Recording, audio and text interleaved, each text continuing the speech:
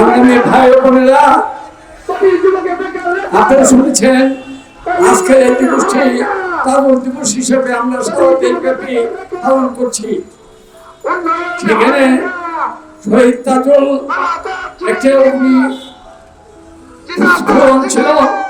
সে যেদিন 1964 সালে ধর্মঘট কেন্দ্র করে যেদিন ঢাকায় এসে যায়, তখন আমার কাছে বলেছিল জওয়াদের ভাই কতটুকু আমরা কি করব, মানে আন্দোলন কতটুকু বেগমান করব।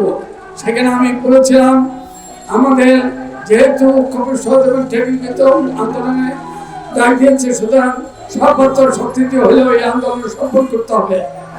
এবং তাহলে একদিকে অনুসাপেক্ষ বিষয় এবং একদিকে উৎসব ব্যাপার যে শহীদ তাজুল তার আদর্শ ভিত্তিতে হওয়ার থেকে নেতৃত্বের নির্দেশ মানে সে তার পরের দিন অর্থাৎ সেদিনই রাত্রি 12টা থেকে ধর্মঘট 24 ঘন্টার ধর্মঘটে আহ্বান করেছে, সেটা তারা পালন করতে যে মিছিল হয়েছিল, সেই মিছিলকে কেন্দ্র করে শহীদ তাজুলের উপরে আক্রমণ হয় এবং আক্রমণ হয়ে মৃত্যুবরণ করে।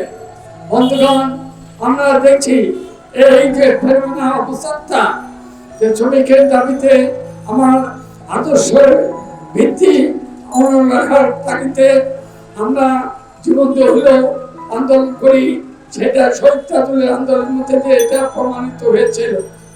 সংগ্রামী বন্ধুগণ, আমরা বাংলাদেশ ট্রেডমিউনিয়নের পক্ষ থেকে সেজন্য এই দিনটিকে আমরা দাবি দিবস এবং মৃত্যু দিবস হিসেবে পালন করার সিদ্ধান্ত নিয়েছি।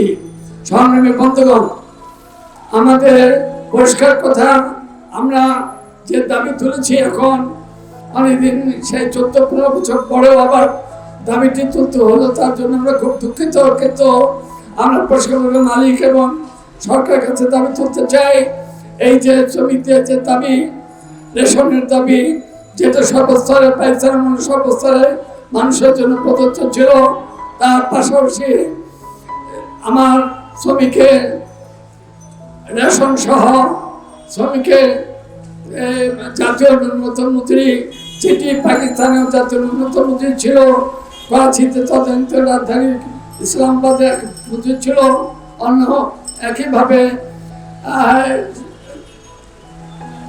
একইভাবে আমার অন্যান্য সেক্টরে বিশেষভাবে এলাকা ভিত্তিক ধরে শিল্প এলাকা ভিত্তিক ধরে, এবং তার পাশাপাশি আমরা দেখেছি রাজধানীতেও তাকে কিছু ব্যতিক্রম হয়েছে।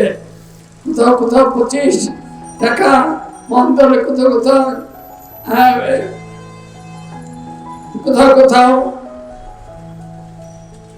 25 টাকা, কোথাও আপনি এই মজুরি 3 ভাগে ভাগ করে দেওয়া হয়েছিল বিভিন্ন প্রদেশগুলোতে।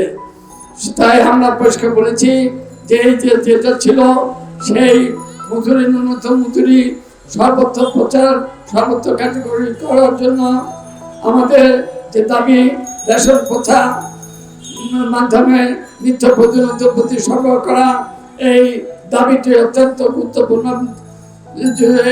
যুক্তিসঙ্গত। তাই আমরা এই শ্রমিকদের এই দাবি, এটা আমরা শহীদ তাজুলের রক্তের মধ্যে দিয়ে এটা অর্জিত হয়েছিল কিছুটা, কিন্তু পরবর্তীতে এটা কার্যকরী হয় নাই। সুতরাং সরকার এবং মালিকদের প্রতি আমাদের অনুরোধ, অবিলম্বে আমার শ্রমিকের ভাইয়ের এই জাতীয় ন্যূনতম মজুরি এবং জাতীয় ন্যূনতম মজুরি সহ ন্যায্য মূল্যে আমার শ্রমিকের রেশন প্রথার মাধ্যমে নিত্য পর্যন্ত প্রতি সরবরাহ করা মধ্যে দিয়ে শ্রমিকদের বাঁচার ব্যবস্থা করুন। এখানে একটি কথা বলে শেষ করবো, এই যে আমরা যেখানে বসে আছি, কিংবা মাথার উপর ট্রেন চলে গেল, কিংবা অট্টালিকা গড়ে উঠছে, এর পেছনে শক্তিকে, এর পেছনে ব্যাপক শক্তি হলো আমার শ্রমিকের 2টি হাত। সুতরাং 2টি হাত অত্যন্ত গুরুত্বপূর্ণ এবং শ্রমিক হাত অত্যন্ত মূল্যবান। সুতরাং আমরা বলতে চাই যে এই শ্রমিক, আমার এই শ্রমিক যদি অক্ষুব্ধ হওয়ার জন্য চেষ্টা করতে হবে, তাহলে কোনো সরকারি আর কিংবা মালিকরা আমার দাবিকে দাবায় রাখতে পারবে না। সেই হিসেবে আমরা পরিষ্কারভাবে বলতে চাই, সেদিনকার 5 দফা আজকের 9 দফা সহ অন্যান্য যে দাবি, সেই দাবি অবিলম্বে মেনে নেওয়া হোক এবং তার মধ্যে দিয়ে আমাদের শ্রমিকের যে মজুরি সেটা প্রতিষ্ঠিত হোক, এই যে আমরা কামনা করি, এটাই আমাদের চাহিদা। সুতরাং আমি আর বক্তব্য দীর্ঘায়িত করতে চাই না, শুধু বলতে চাই যে শ্রমিকদের ন্যায্য মজুরি, ন্যূনতম মজুরি 20,000 টাকা দিতে হবে।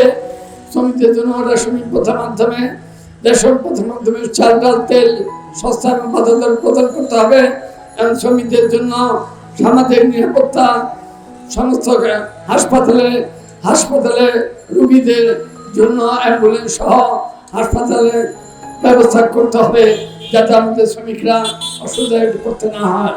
তাই বন্ধুগণ, আমি আর প্রথম থেকে না এখানে শেষ করতে চাই যে আসুন, আমাদের অতীত অভিজ্ঞতা হলো দাবির মধ্যে দিয়ে দাবি আদায় করা হয়, যা হয় সেই দাবি আদায় করার জন্য আমাদের যে দাবিগুলো আছে সেই দাবি আর কারণ আমাদের বলতে আমার ব্যক্তি কালাম সবে ব্যক্তি কিংবা মুখের ব্যক্তি তা না, আমাদের মানে আমাদের সমাজে মানুষের যে দাবি, সেই দাবির ভিত্তিতে